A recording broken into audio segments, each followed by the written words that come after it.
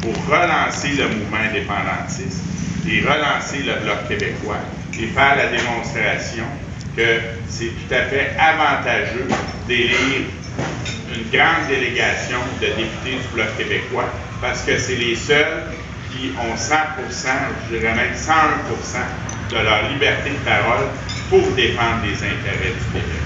On a vu lors de la dernière crise économique sur le 45 milliards d'impôts qu'on envoie à Ottawa, il y a quand même, non seulement on paye les pensions de vieillesse, non seulement on paye le chômage, mais on paye aussi pour l'industrie automobile en Ontario.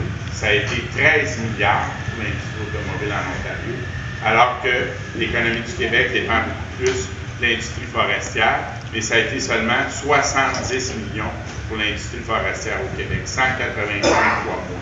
Ça a été 34 milliards pour les chantiers navals et pour une augmentation de dépenses militaires fulgurante sous les conservateurs, mais zéro pour le chantier naval de Lévis à Québec. Il aurait très bien pu faire ça.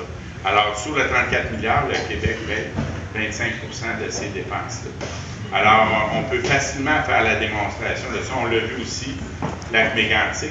C'est pas le Québec qui contrôle son transport ferroviaire, mais c'est